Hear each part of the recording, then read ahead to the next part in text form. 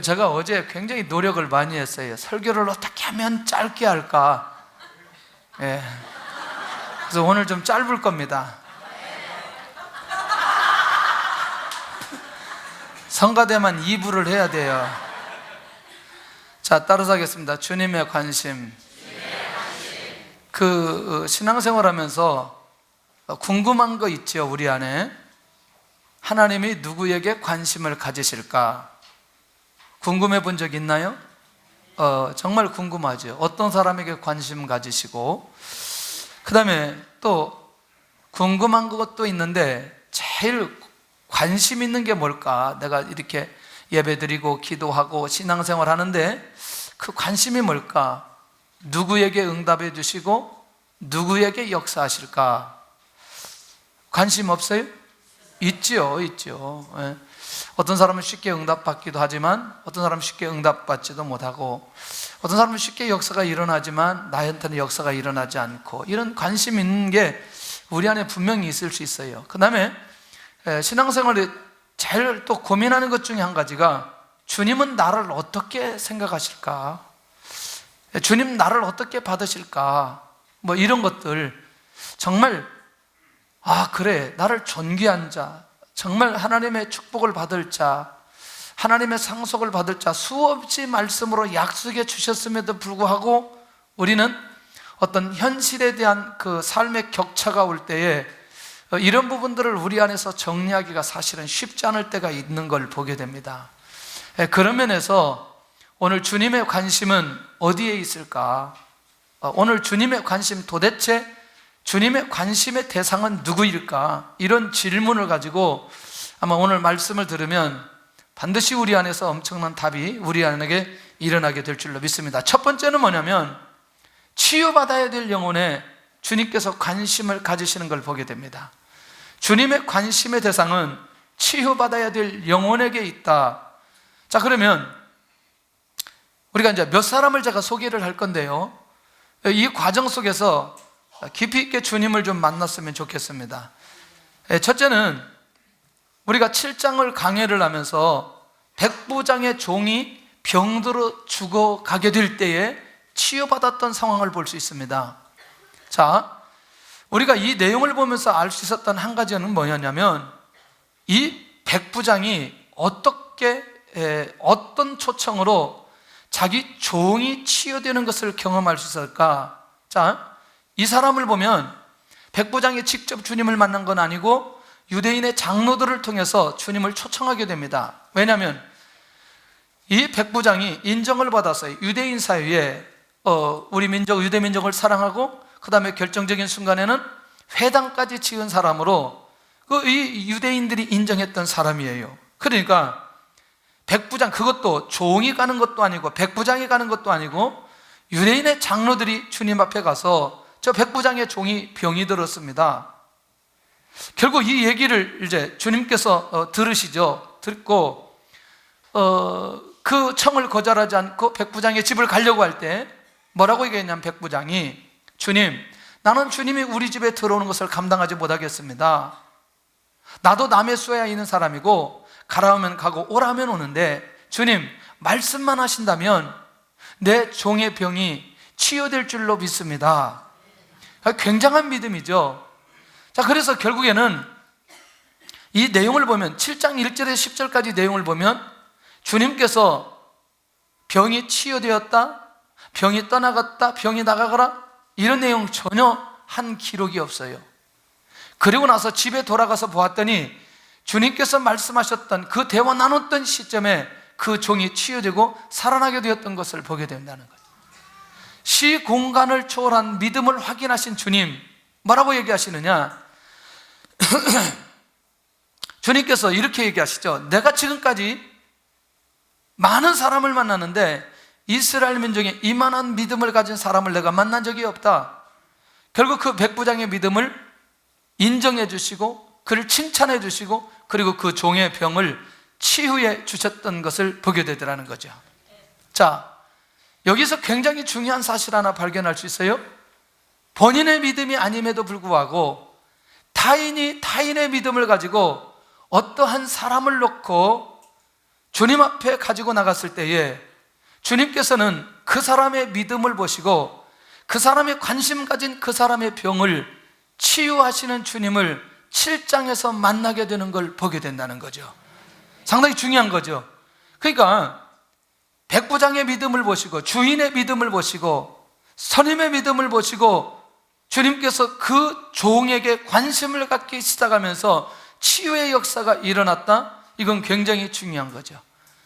그런 면에서 지금도 주님은 우리가 관심 가지시고 우리가 애통하며 우리가 어떠한 사람을 놓고 중보기도 하고 하나님 앞에 그 영혼을 가지고 나아갈 때에 비록 그 사람이 직접 나가지 않는다 할지라도 이 백부장의 믿음을 보시고 치유해 주셨던 것처럼 이런 주님의 관심이 치유의 역사로 나타나게 되는 걸 보게 되더라는 거죠. 오늘도 그렇다면 내 주변에 나 때문에 주님의 관심의 대상이 되고 치유받아야 될 사람이 누구인지에 대한 감각들이 살아나야 될 필요가 있다는 것이죠. 두 번째는 누구냐면 나인성 과부의 아들이 7장 11절에서 17절까지 기록되어 있습니다. 여러분들 여기에서 한 가지 매우 우리가 주목해야 될 부분이 있어요. 아까는 누구의 믿음 때문에? 백부장의 믿음 때문에. 그 말을 타인의 믿음 때문에 주님이 관심 갖기 시작했는데 도대체 이 나인성 과부에 대해서는 도대체 어떤 과정이 있었을까? 주님이 나인성에 딱 들어갔는데 갑자기 주님 앞에 보여진 상황은 한 과부의 아들이 죽어가지고 사람들이 우리말로 상해를 메고 나가는 거죠. 그런데 놀라운 상황이에요. 주님의 눈에 비춰진 게 누가 비춰지느냐? 이 과부가 주님의 눈에 비춰지는 거죠. 그러면서 그 원문에는 그 과부를 긍휼히 여기시고 불쌍히 여기셨던 주님의 마음이 기록되어진 걸 보게 된다는 거죠. 과부가 주님 앞에 나온 것도 아니고 고쳐달라고 얘기한 것도 아니고 이미 아들은 죽어서 이제 무덤으로 가는 그 과정 속에 있기에 이미 다 끝나버렸고 소망이 없는 가운데 있는 그 여인을 향한 주님의 긍휼, 주님께서 불쌍히 여기셨던 그 마음이 나인성 과부의 아들을 치유하게 되는 것을 보게 된다는 거예요. 그것도요, 어떻게 치유하시느냐? 자, 지금 사람들이 관을 메고 나가는데 갑자기 주님께서 관에 딱 손을 얹으시더니 뭐라고 얘기하죠? 청년아, 뭐하라? 일어나라. 청년아, 일어나라.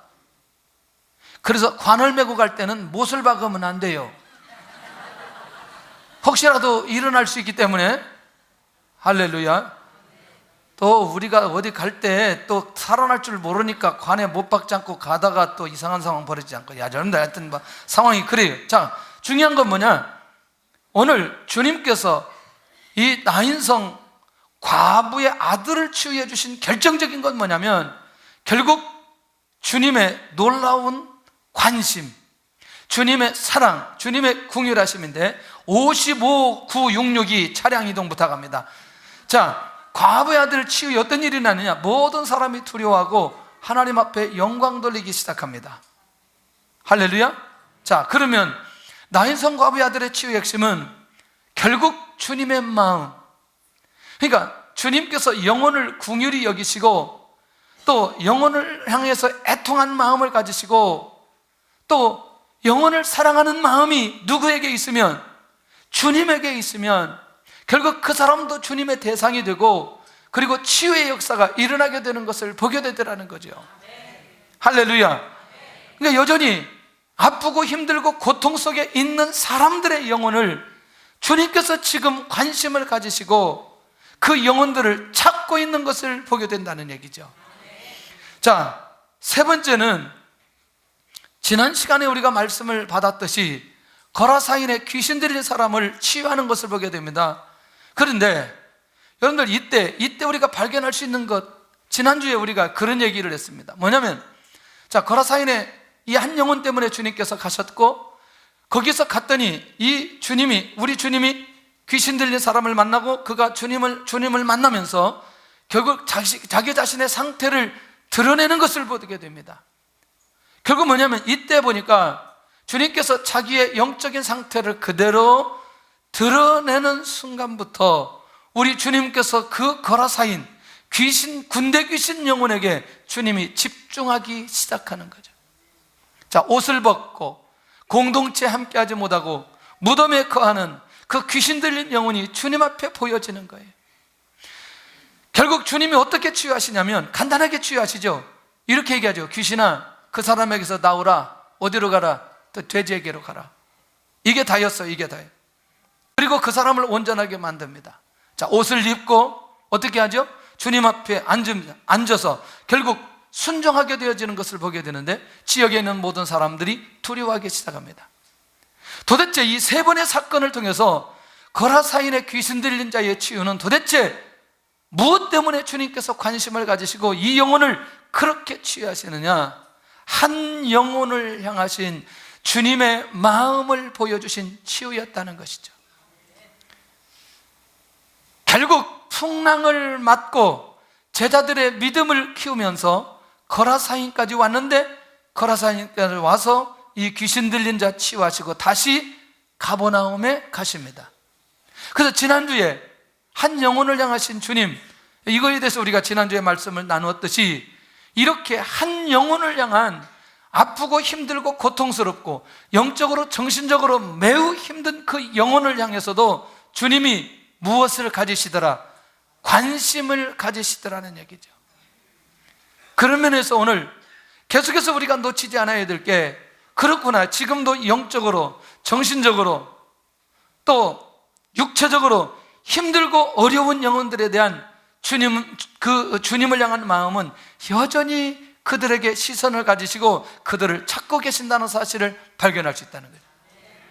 네 번째가 이제 또 새로운 겁니다. 이건 오늘 본문에 12해를 현들등 앉은 여인이 주님을 찾아옵니다. 12년 동안 고침을 받지 못하고 고통 속에 지금까지 살아왔어요.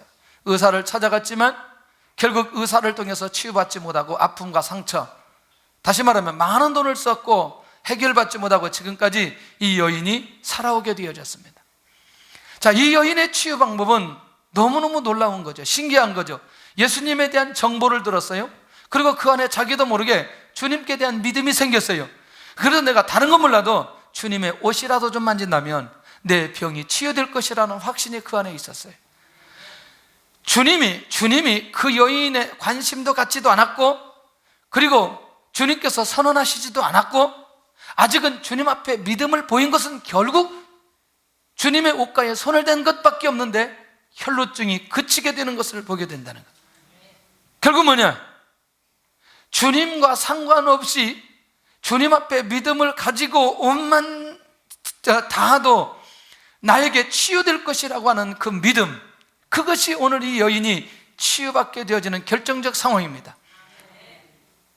누가 나 만졌느냐? 예수님이 아시고 물어봅니다. 그러니까 베드로가 에이 예수님 그런 거 아니고 사람들이 밀어가지고 그렇게 됐습니다. 아니라니까, 누가 나한테 능력이 나갔는데 누구야 도대체? 아니라니까요 주님, 우리가 밀다가 이렇게 부딪혀가지고 그랬죠. 아니라니까. 그러니까 이 12의 혈루증 앉은 여인이 떨면서 주님 앞에 나가는 거죠. 주님, 내가 이 12의 혈루증 앓다가 내가 지금 주님 앞에 치유받기 위해서 내가 주님 옷을 만졌습니다. 이 여인이 주님 앞에 했던 고백이 그거였어요.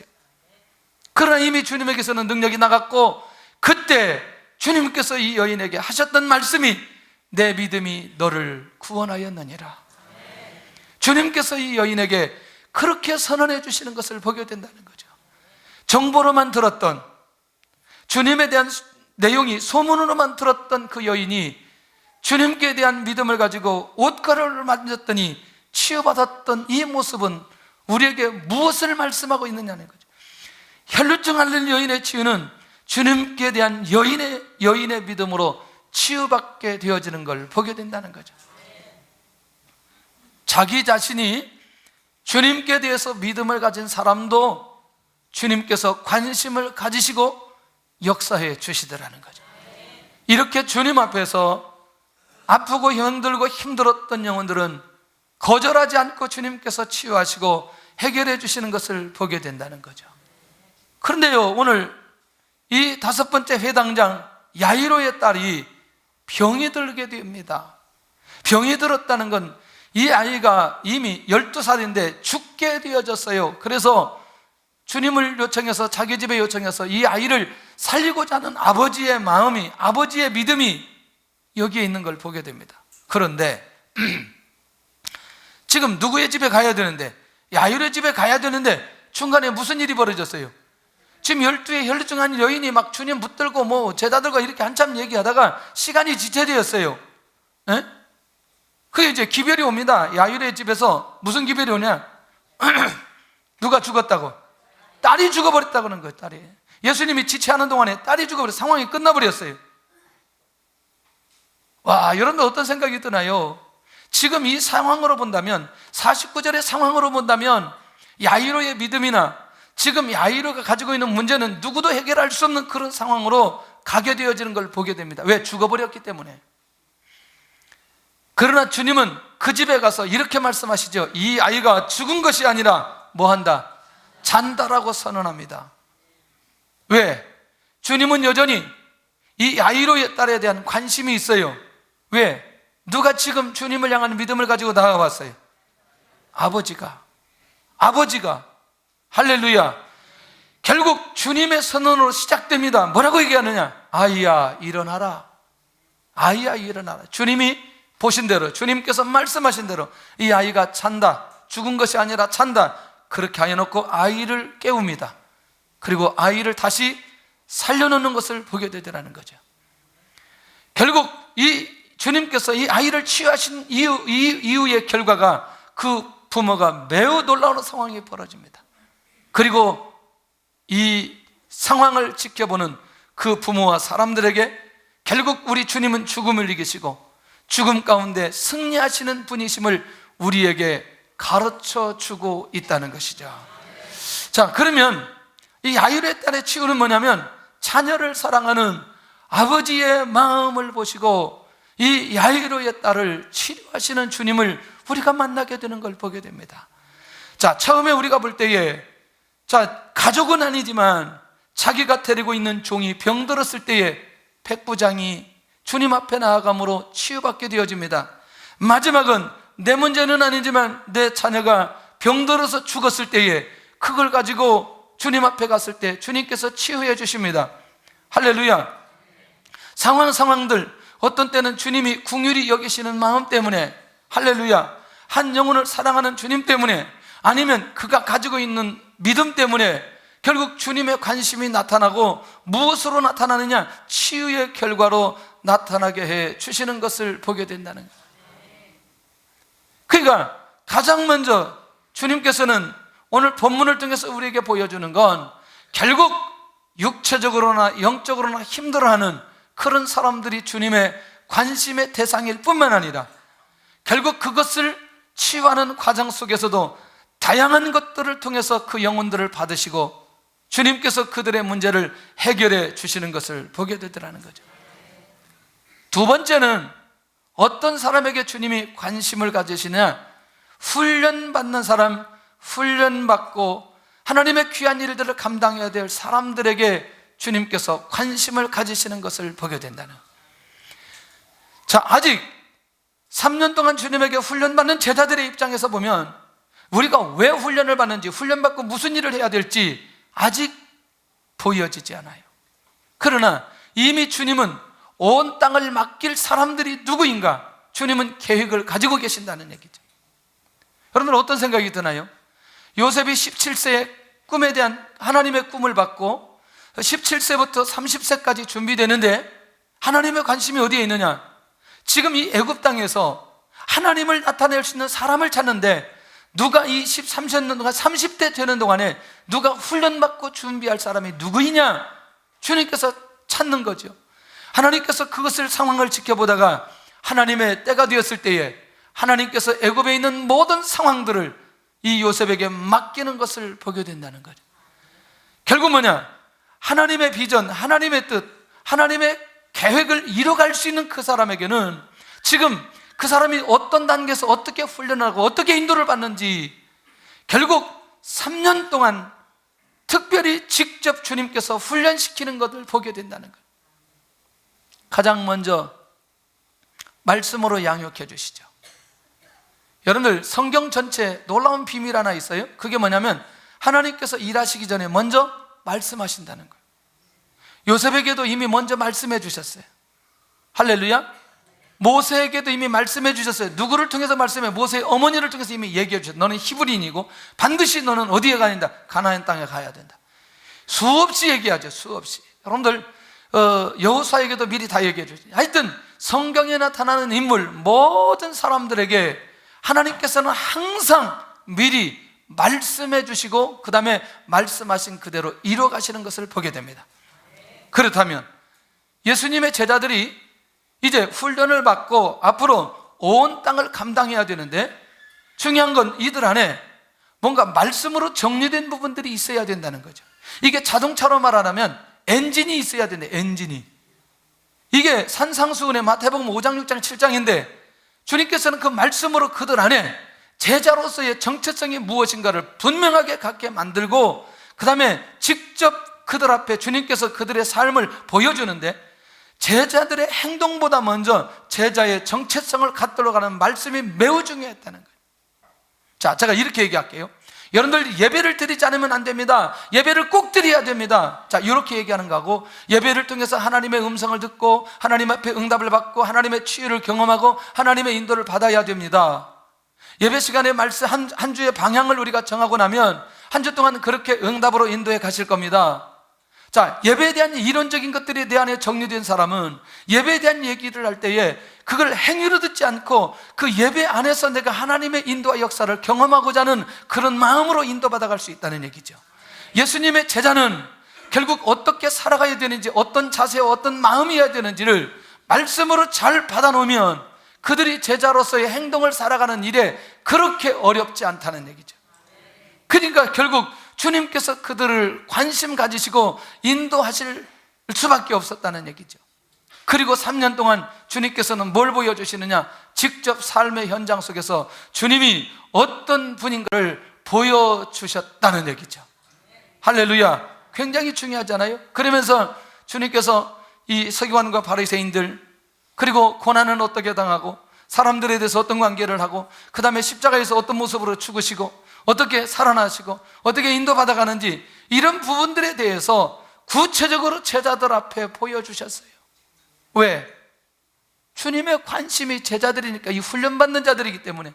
그런데 이거는 훈련으로 끝나지 않고 반드시 하나님의 약속을 이룰 수 있는 비결과 계획이 이 안에 담겨져 있는 것을 보게 되더라는 거예요. 하나님이 안 보일 때 있어요. 고난당할 때 하나님이 안 보여요. 훈련받을 때 하나님이 안 보여요. 혹시 그런 얘기 해보셨나요? 왜 나만 이렇게 고난이 심하지? 왜 나만 이렇게 훈련이 심하지? 저 사람은 그냥 넘어가는 일도 많은데 왜 나에게는 왜 이런 상황들이 이렇게 많지? 훈련의 기간이기 때문에 그렇습니다. 할렐루야. 하나님께서 훈련의 기간이, 훈련의 때가 끝나면 하나님께서 반드시 왜 훈련시켰는지 결국 하나님의 비전을 주시면서 그 일을 맡겨주시는 것을 보게 된다는 거예요. 그러니까 훈련시킬 제자들에게 주님은 당연히 관심을 가지시고 친히 인도하실 수밖에 없다는 것이죠. 그리고 주님이 이 땅에 계시지 않아도 결국 증인으로 살 수 있는 사람, 십자가의 복음을 증가할 수 있는 사람으로 그들에게 맡겨야 되기 때문에 당연히 주님은 그들에게 관심을 가질 수밖에 없다는 거예요. 그래서 지금도 그래서 사명자를 부르시고 사명자가 훈련받을 때 주님께서는 그 사람에게 관심을 가지고 친히 훈련시키고 인도해 가신다는 것을 보게 된다는 거예요. 우리가 그래서 절대로 놓치지 않아야 될 게, 내가 다른 사람과 전혀 다른 모습으로 지금 살아간다 할지라도 주님이 지금 나에게 관심이 있다는 것을 기억하시기를 바랍니다. 자, 주님은 제자들에게 관심을 가지셨는가? 관심을 가지셨죠. 그리고 주님의 제자들에게 주님의 비전을 위임하시고 떠나게 됩니다. 훈련받고 준비된 자들에게 나는 지금 내가 훈련의 대상인가? 아니면 훈련이 끝났는가? 아니면 지금 훈련 중인가? 이것은 굉장히 중요하다고 생각을 합니다. 자, 세 번째는 누구에게 관심을 가느냐? 자기 자신의 죄를 회개하는 영혼에게 관심을 갖는다는 거예요. 할렐루야. 예. 첫째는 어떤 사람? 치유받아야 될 영혼들에게 관심을 갖고, 두 번째는 훈련받는 영혼들에게 관심을 갖고, 세 번째는 회개하는 영혼, 자기 자신의 죄를 회개하는 영혼에게 주님이 관심을 가지고 주님께서 은혜를 베풀어 주시는 것을 보게 됩니다. 자기 자신을 회개하는 영혼은 누구냐면, 누가복음 7장 36절에서 50절까지 보면 주님에게 찾아와 옥합을 깨트린 여인을 보게 됩니다. 이 여인이 주님을 찾은 중요한 이유가 있었어요. 자기 자신 안에 있는 죄 문제를 해결하기 위해서입니다. 그리고 그가 뭐 하느냐? 향유를 깨뜨리고 그 향유를 주님의 발에 붓고, 그리고 자기 머리털로 주님의 발을 씻기기 시작합니다. 자, 많은 논쟁이 일어나기 시작합니다. 이건 정말 비싼 건데 왜 이거를 이렇게 허비하게 되느냐, 이렇게 말하게 됩니다. 그러나 굉장히 중요한 건, 이 여인을 처음부터 끝까지 지켜보신 주님께서 결국 선언하십니다. 이제 내 죄사함을 받았느니라.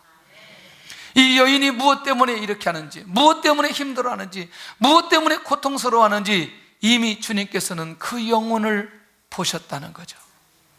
그 영혼이 죄 때문에 너무너무 힘들고 어렵다는 사실을 아시고, 결국 그가 죄 때문에 고민하는 그 여인의 죄의 문제를 한 번에 해결해 주시면서 죄로부터 자유함을 갖도록 하는 은혜를 그 여인에게 부어주시더라는 얘기죠. 그런 면에서 지금도 수없이 많은 사람들이 주님 앞에 와 자기의 죄를 고백하고 그 죄를 내려놓는 그 사람들에게 오늘 주님은 관심을 가지시고 동일하게 내 죄사함을 받았느니라, 이렇게 말씀하고 계시더라는 거죠. 오늘도 이런 은혜가 있기를 바랍니다.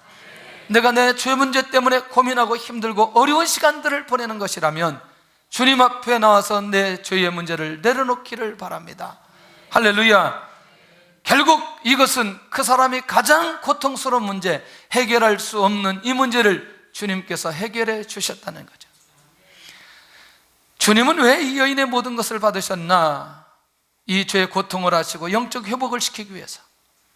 우리가 한 번 더 정리해 보면, 나는 죄에 무거운 짐을 지고 있는가? 아니면 죄로부터 자유함을 가지고 있나? 혹 내가 죄를 지었다 할지라도 오늘 그 죄를 내려놓기를 기대하고 계십니다. 네 번째는, 오늘 마지막 이 네 번째, 주님은 어떤 영혼에게 관심을 가지시고 은혜를 베풀어 주시나? 믿음을 가진 영혼에게 관심을 가지신다는. 무엇을 가진 영혼에게? 믿음을 가진 영혼에게. 오늘 본문에 12의 혈루증 앓는 여인이나 야이로나 모두 다 주님을 향한 온전한 믿음이 있었기에 주님의 옷가를 만졌고 그 다음에 주님을 자기 집에 초청하는 것을 보게 되더라는 거죠. 수없는 상황이 벌어져도 우리 안에 무엇이 사라질 때, 믿음이 사라질 때 안 된다는 거죠. 다시 회복되어야 된다는 거죠. 혹시 여러분들 마태복음 8장에 있는 내용 기억하시나요? 주님을 찾아왔어요. 자, 이렇게 쭉 찾아오시면서 딱 한마디 있어요. 주님 원하시면 저를 깨끗하게 하실 수 있나이다. 그러면 뭘 전제하고 있냐면, 이 나병 환자는 주님 원하신다면, 그러니까 주님의 능력에는 제가 문제가 없는 줄로 제가 믿고 있습니다. 그러니까 주님이 지금 나를 치유하실 그것이 계획이라면 내가 치유받을 수 있습니다. 그러니까 주님이 뭐라고 하느냐? 내가 원하노니 깨끗함을 받으라. 그냥 깨끗해지는 거예요. 오늘도 우리는 한 가지 전제하고 가야 된다는 거죠. 주님의 능력에는 문제가 없다. 할렐루야. 하나님의 능력에는 문제가 없다. 할렐루야. 성령의 역사에는 문제가 없다. 이 믿음이 우리 안에 있어야 된다면, 이 믿음을 가진 자에게 왜 주님이 관심을 가지시고 하나님이 관심을 가지시고 역사하시기 때문이라는 거예요. 12의 혈루증 앓는 여인이 그냥 치유된 건 아니라는 거예요. 여러분들 어떤 생각이 드시나요? 사도 바울이 수없는 시간들을 보내면서 한 번도 흔들리지 않았던 결정적인 이유는, 내게 능력 주시는 자에서 내가 모든 것을 할 수 있다는 그 고백과 그 신앙과 그 행동이, 그 믿음이 바울 안에 있었던 걸 보게 된다는 거죠. 근데 사실 이거는 환경에 대한 부분이었어요. 경제에 대한 부분이었어요. 그런데 바울 인생 전체의 사역 가운데 이것이 그대로 흘러가고 있는 것을 보게 됩니다.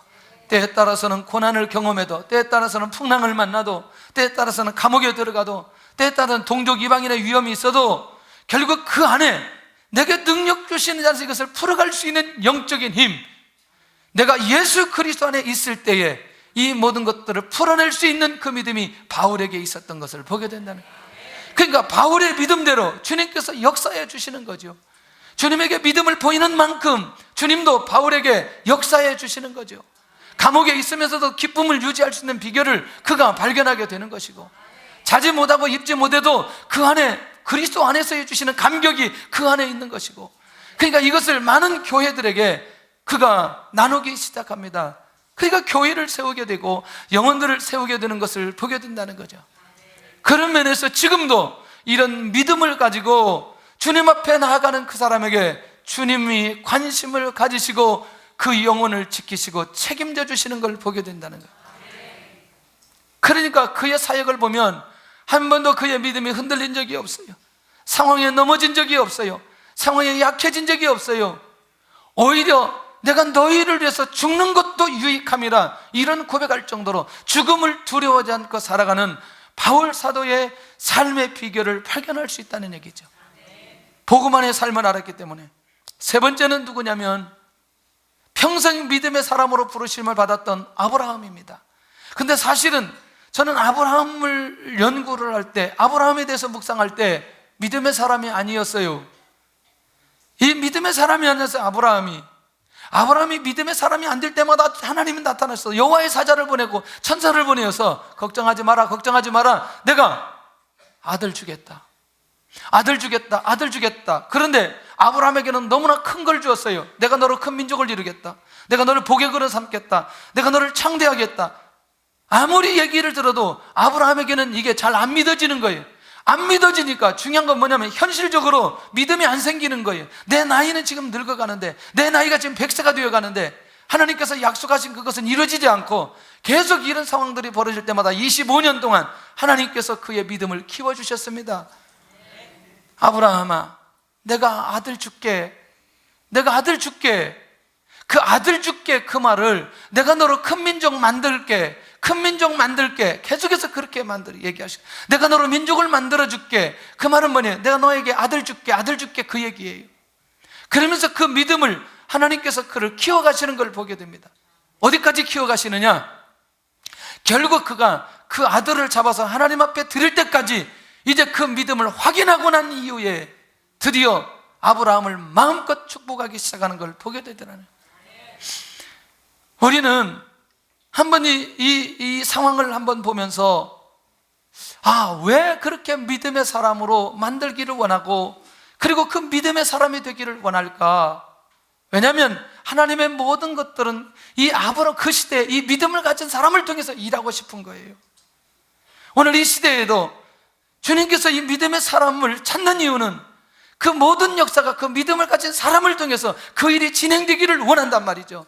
이게 우연히 되었다고 말하지 않게 하기 위해서, 이게 누구의 힘으로 되었다고 말하지 않기 위해서, 이게 우리의 지식이나 우리의 경험으로 되었다고 말하지 않기 위해서 지금 이 시대에 믿음의 사람을 찾고 있다는 것이죠. 믿음의 사람에 대해서 관심을 가지고 있다는 거예요. 하나님, 그러기 위해서 나는 오늘 이 바울처럼 나도 믿음의 사람이 되기를 원합니다. 나도 이 아브라함처럼 믿음의 사람이 되기를 원합니다. 내가 그렇게 고백하는 순간부터 주님께서 이제 본격적으로 관심을 가지기 시작하고 일하시기 시작하는 걸 보게 된다는 거예요. 그런데 우리가 믿음을 갖는다고 얘기할 때 대부분 지금 되어진 결과를 보고, 아니 이전에 가졌던 이걸 결과를 보고 내가 믿음을 갖지만, 실제로 우리 주님께서 원하시는 건 미래에 일어날 일들에 대해서 믿음을 갖기를 원한다는 거예요. 그게 진짜 믿음이라는 거죠. 거대한 하나님의 일들을 우리에게 맡겨주었을 때에, 아니 하나님의 그 놀라운 일들이 우리를 통해서 이루어질 것을 믿고 나아가는 그 믿음의 사람이라는. 왜 갑자기 아멘이 없어졌는지 몰라요.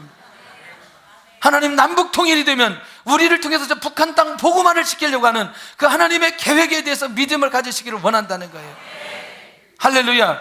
이 민족 복음하는 일에, 이 민족이 하나님의 나라 확장되는 일에 우리를 사용해 주셔서 우리를 하여금 일하게 하신다는 그 하나님의 향한 믿음, 이걸 갖기를 원하신다는 거죠.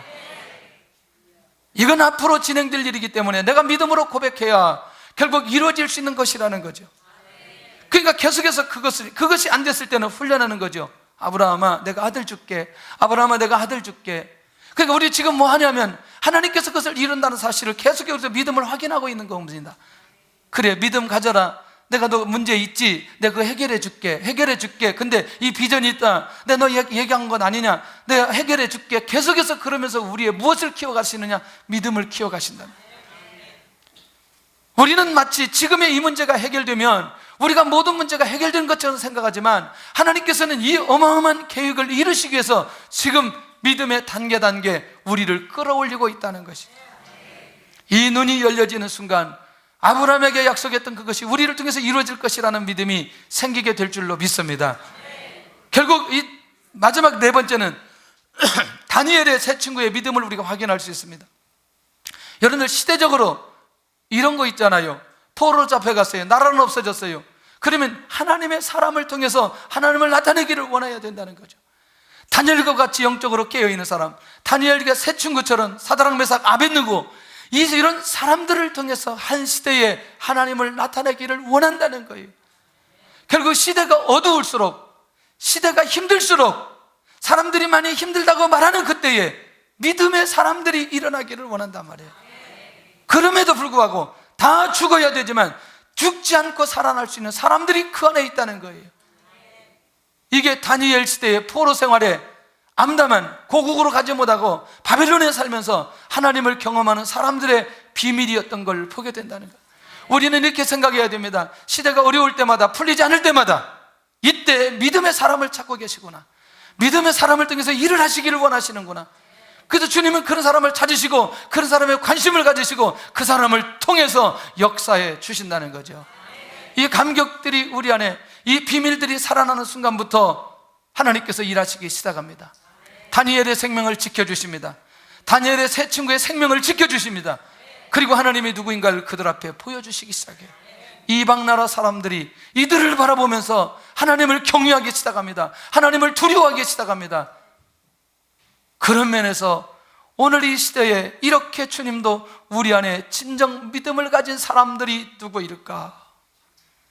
오늘도 하나님께서 우리에게 미래의 비전이 나에게 주어진 것에 대한 확신이 있다면 오늘 이들처럼 믿음을 가지고 주님 앞에 나아갈 수 있기를 원합니다. 결론입니다. 나는 주님의 관심의 대상인가? 할렐루야. 우리 모두가 나는 주님의 관심의 대상인 것을 믿습니다. 내 주변에 누가 주님의 관심의 대상인가? 내가 그 영혼 때문에 애통하게 되어질 때에 나의 믿음 때문에 그 영혼이 주님의 관심의 대상이 될 줄로 믿습니다. 나의 관심의 대상은 누구인가? 그렇다면 나의 관심의 대상은 누구일까? 주님이시기를 바랍니다. 혹 이렇게 주님의 관심의 대상이 나의 관심의 대상이 될 수 있기를 바랍니다. 그렇다면 이 모든 것들을 주관하시고 역사하시는 주님에 대한 믿음이 내 안에 있는가? 찬양하면서 하나님 앞에 예물 드리는 시간을 갖겠습니다.